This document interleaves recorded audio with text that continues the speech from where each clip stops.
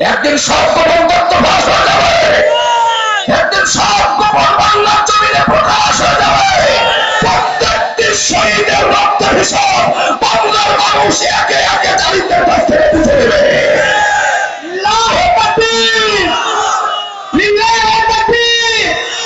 ইসলামের শত্রুরা কোন ভাবিতে কেমন